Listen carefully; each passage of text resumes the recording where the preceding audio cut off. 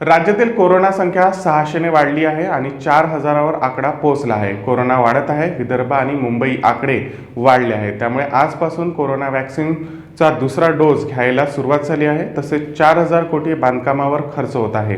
जीडीपीच्या 5% रकमेचा खर्च झाला पाहिजे, पण तो फक्त 1% खर्च होत आहे. पण यावेळी हा निधी वाढवावा अशी मागणी मंत्री टोपे यांनी केली आहे. 28 तारखेला परीक्षा होऊन आरोग्य विभागात 50% जागा भरणार आहोत. मार्च महिन्यात ही भरती होईल असे वक्तव्य आरोग्यमंत्री राजेश टोपे यांनी प्रसारमाध्यमांशी बोलताना सांगितले आहे. होणारी संख्या ही निश्चितच 4000च्या दरम्यान झाली. 500-600 वाढ एका दिवसात झालेली आहे. त्यामध्ये मुंबईमध्ये सुद्धा 200-400 रुग्णांची संख्या वाढली, अमरावतीमध्ये वाढली. काही ठराविक ठिकाणी निश्चित प्रकारे त्याची वाढ होत आहे. आणि या संदर्भात केंद्र शासनाचं जे पथक आलं होतं त्या पथकाच्या सुद्धा म्हणजे ज्या विदर्भात खास करून जे वाढतं आहे या सगळ्या संदर्भाने काही त्यांच्या सूचना होत्या. आणि त्या सूचना म्हणजे ह्याच आहेत की 3T प्रिन्सिपल हे पाळलं गेलंच पाहिजे. म्हणजे ज्या ठिकाणी आता वाढ होत असेल त्या ठिकाणी ट्रॅकिंग करणं, म्हणजे एक जी केस असेल त्याच्या संदर्भात 10-15 लोकांचं ट्रॅकिंग करणं, ट्रेसिंग करणं आणि ट्रीटमेंट करणं. या 3T प्रिन्सिपलचं अतिशयचं प्रमाण खूप मोठ्या पद्धतीनं वाढलं पाहिजे. ज्या ठिकाणी पॉझिटिव्हिटी रेट जास्त येतोय त्या ठिकाणी टेस्टिंगचं प्रमाण वाढलंच पाहिजे. आपण एक खूप कडक सूचना आम्ही त्या ठिकाणी दिलेल्या आहेत. कोविन ॲपच्या संदर्भात मी एवढं सांगेल आता वॅक्सिनेशनच्या अनुषंगाने की वॅक्सिनेशनमध्ये आपण सध्या सेकंड डोस वॅक्सिनेशनचा आजपासून सुरू केलेला आहे. आणि त्यामुळे ती एक महत्त्वाची न्यूज आहे की आपण सगळ्यांनी ज्यांनी पहिला डोस झाला होता त्यांना 28 दिवसानंतर दुसरा डोस देणं अपेक्षित होतं. त्या अनुषंगाने सेकंड डोस सुरू करण्यात आलेला आहे. काही सकाळी माध्यमांची अशी प्रश्न होते की सेकंड डोसचे नाव कोविन ॲपमध्ये येत नाहीये, पण तशी परिस्थिती खरी नाही. फक्त ज्यांचं आपण ऑफलाईन किंवा मॅन्युअली ज्यांचं रजिस्ट्रेशन केलं आणि ते रजिस्ट्रेशन मॅन्युअली केलेलं असताना नंतर त्यांनी अपडेट नाही केलं किंवा त्यांनी अपलोड नाही केलं, मॅन्युअलीचं पुन्हा अपलोड करणं हे गरजेचं होतं. त्या ठिकाणीच खऱ्या अर्थाने अशा स्वरूपाचे नाव येत नाही म्हणजे सेकंड डोससाठी असं कोविन ॲपच्या संदर्भाने निदर्शनास आलेलं आहे. हा मोठा प्रश्न आहे, अशातला भाग नाही आहे. तो निश्चित प्रकारे सोडवण्यात येईल. जे मॅन्युअली त्या ठिकाणी रजिस्ट्रेशन केलेले नाव होते त्यांना पुन्हा अपलोड करणं कोविनमध्ये हे करण्याच्या सूचना त्या ठिकाणी देण्यात आलेल्या आहेत.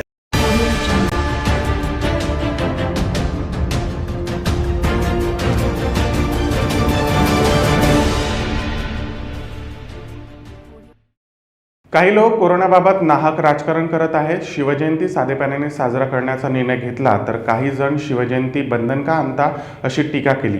पण कोरोना वाढत आहे त्यामुळे हा निर्णय घ्यावा लागला.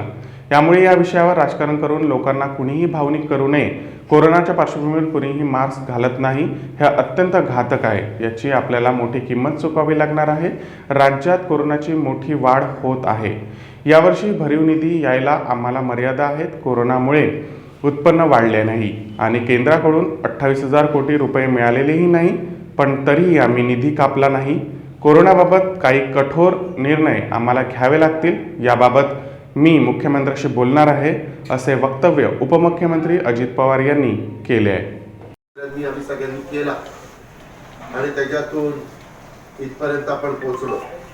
परंतु मला एका गोष्टीचं आपल्या मीडियाच्या माध्यमातून सगळ्या महाराष्ट्रातल्या जनतेला त्या ठिकाणी आव्हान करायचंय की 25 ते 31 जानेवारी, 1 ते 7 फेब्रुवारी आणि 8 ते 14 फेब्रुवारी कोरोनाच्या बद्दल मी आज सकाळी एका विमानतळावरून उतरल्यानंतर एका कार्यक्रमाच्या करता फुलंब्रीला गेलो होतो. जाताना बघितलं ग्रामस्थ नागरिक मास्क वापरायचा अजिबात विचार करत नाही.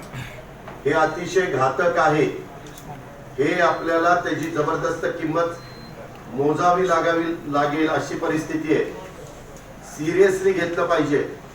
त्याचं कारण असं झालंय की नाशिकला जानेवारी एंडला 839 कोविड केसेस मिळाल्या, फेब्रुवारीच्या पहिल्या आठवड्यात 1268 झाल्या आणि दुसऱ्या आठवड्यात जो काल 14 तारीख संपली त्याच्यामध्ये 1463 केसेस मिळाल्या. वेळ झाली आहे एका ब्रेकची. ब्रेकनंतर पुन्हा भेटूया. महाराष्ट्र का पहला और देश का छठा रोबोटिक रेस्टोरेंट अब नागपुर में, जहां रोबोट करेंगे आपको सर्व, साथ ही साथ मिलेगा इंडियन, चाइनीज और तंदूरी व्यंजनों का स्वाद और मजा। नागपुर का पहला ऐसा रेस्टोरेंट जहां रोबोट करेंगे आपकी खातिरदारी। स्वादिष्ट व्यंजनों के साथ उठाइए अंतरिक्ष की दुनिया का लुत्फ और बनाइए अपने लम्हों को और भी खास। रोबोट 2.0 रेस्टोरेंट के साथ हमारा पता eternity mall, 2nd floor, Sitabuldi, Nagpur.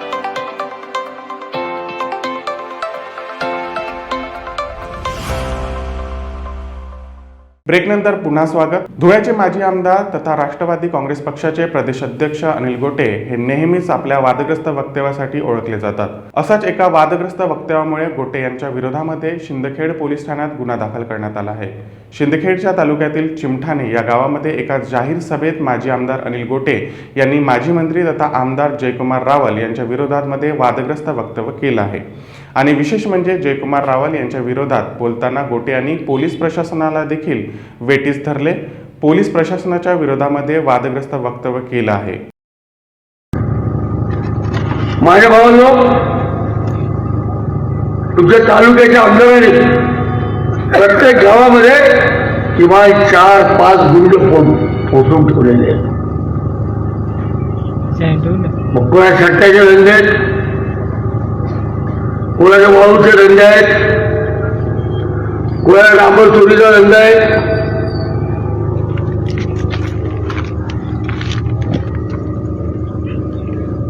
आणि कोणाचा खंडणी गोळा करण्याचा धंदा आहे. या सगळ्याची रेलचेल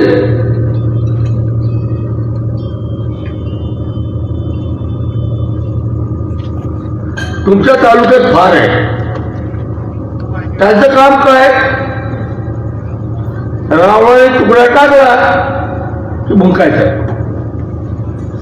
त्याने कोणी जर भुंकायला विरोध केला मग त्याच्यावर 356 376 बलात्काराचा गुन्हा, 307 जीवानिशी ठार मारण्याचा प्रयत्न, 395 दरोडा असे कलम टाकून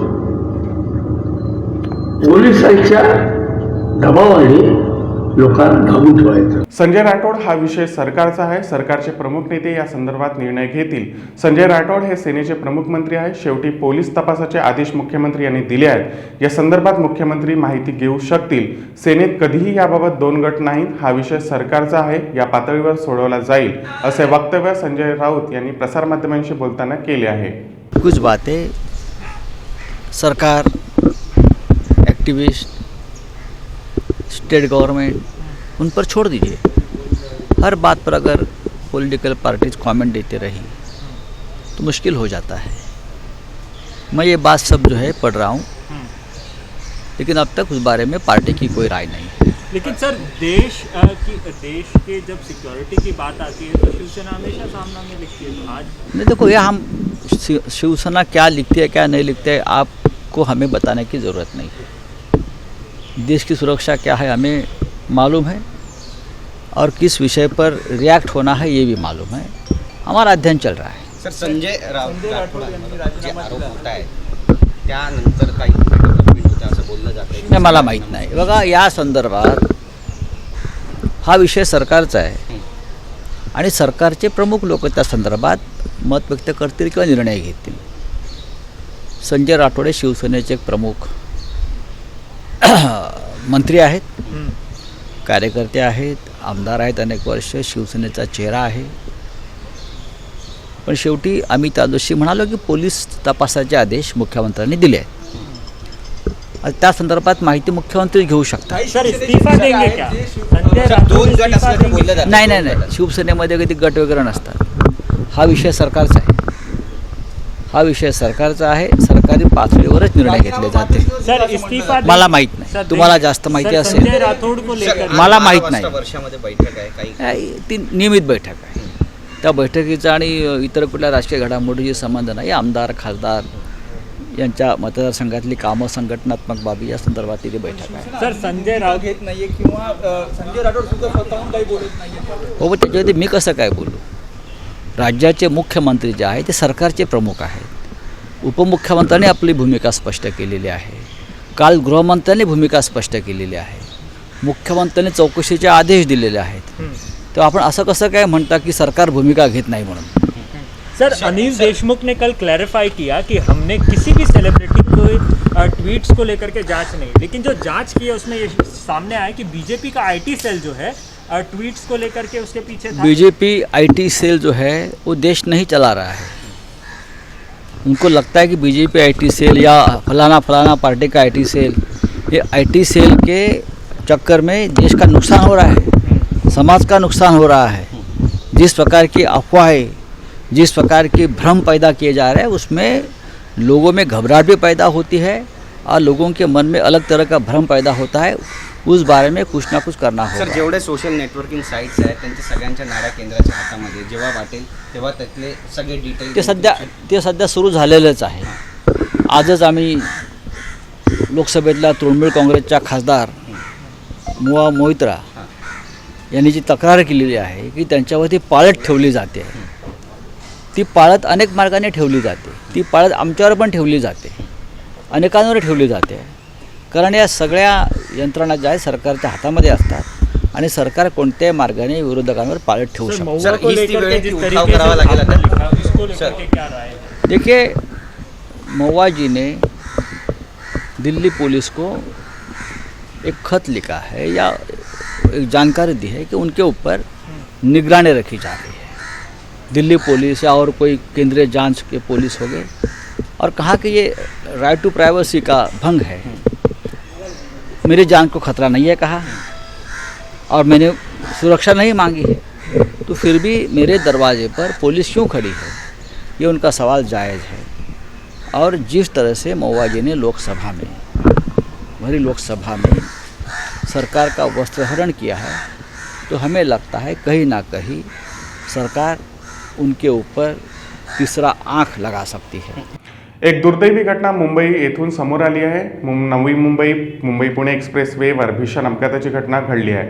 अपघात खालापूर टोलनाक्याजवळ झाला आहे. ब्रेक निकामी झाल्याने ट्रेलर चालकाचा गाडीवरील ताबा सुटला आणि ट्रेलर पुढे चालत असलेल्या 4 गाड्यांवर आदळला आहे. या अपघातात एकूण 5 जणांचा मृत्यू झाला आहे. मृतकांमध्ये नवी मुंबई मनपा अधिकारी वैभव झुंजारेसह त्यांच्याच कुटुंबातील 4 जणांचा समावेश आहे. तर 5 जण हे गंभीर जखमी असल्याचे सांगितले जात आहे. बुलेटिनमध्ये वेळ झाली इथेच थांबण्याची. आपण पाहत राहा महाराष्ट्र TV 24. नमस्कार.